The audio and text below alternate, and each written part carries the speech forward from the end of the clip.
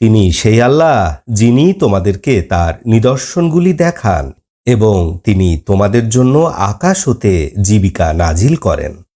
আল্লাহ অভিমুখী ছাড়া কেউ উপদেশ গ্রহণ করে না। অতএব আল্লাহকে ডাকো খাঁটিভাবে আনুগত্যের সহিত, যদিও কাফিররা তা অপছন্দ করে। তিনি সর্বোচ্চ মর্যাদার অধিকারী আরশের মালিক।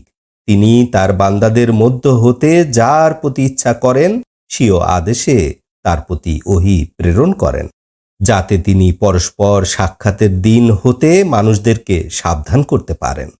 সেদিন তারা বের হয়ে পড়বে, তাদের কোনো বিষয় আল্লাহর কাছে গোপন থাকবে না। সার্বভৌমত্ব কার? আল্লাহর, যিনি এক পরাক্রমশালী। আজ প্রত্যেককে তার কৃতকর্মের ফল দেয়া হবে। আজ কোনো প্রকার জুলুম নেই। নিশ্চয় আল্লাহ তাআলা দ্রুত হিসাব গ্রহণ করবেন।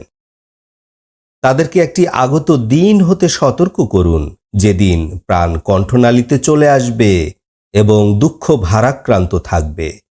জালিমদের জন্য কোনো বন্ধু থাকবে না এবং এমন কোনো সুপারিশকারী থাকবে না যার সুপারিশ গৃহীত হবে।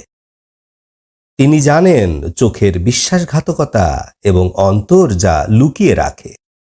আল্লাহ তাআলা ন্যায়সঙ্গতভাবে বিচার করেন। আল্লাহ ছাড়া তারা যাদেরকে ডাকে তারা কোনো কিছুরই ফয়সালা করতে সক্ষম নয়। নিশ্চয় আল্লাহ তাআলা সর্বশ্রোতা, সর্বদ্রষ্টা। তারা কি পৃথিবীর মধ্যে ভ্রমণ করে না এবং দেখে না যে তাদের পূর্ববর্তীদের পরিণাম কি হয়েছিল?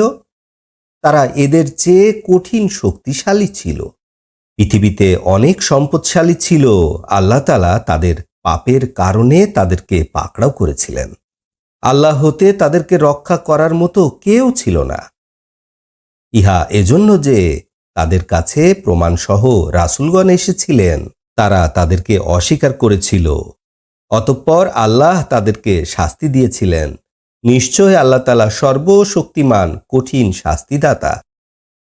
নিশ্চয় আমি মূসাকে আমার স্পষ্ট নিদর্শন এবং প্রমাণসহ প্রেরণ করেছিলাম ফেরাউন, হামান ও কারুনের কাছে।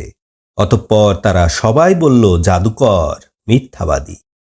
অতঃপর মূসা যখন আমার নিকট হতে সত্য নিয়ে তাদের কাছে উপস্থিত হলেন, তারা বলল, মূসার সাথে যারা ঈমান এনেছে তাদের পুত্র সন্তানদেরকে হত্যা করো এবং তাদের কন্যাদেরকে জীবিত রাখো, এবং নিশ্চয় কাফিরদের পরিকল্পনা ব্যর্থতায় পরিণত হয়েছিল।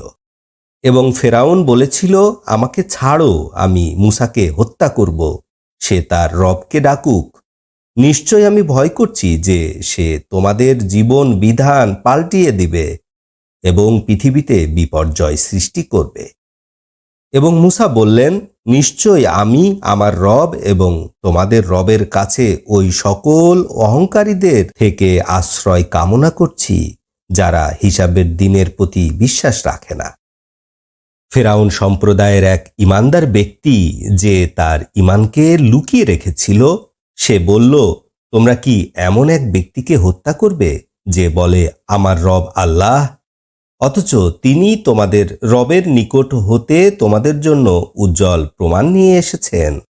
যদি সে মিথ্যাবাদী হয়ে থাকে তবে তার জন্য সেই দায়ী থাকবে, আর যদি সত্যবাদী হয়ে থাকে তবে সে তোমাদেরকে যে শাস্তির ভয় দেখাচ্ছে তার কিয়দাংশ তোমাদের উপরে এসে পৌঁছবে। আল্লাহ তাআলা কখনোই সীমা লঙ্ঘনকারী মিথ্যাবাদীকে হেদায়েত দান করেন না।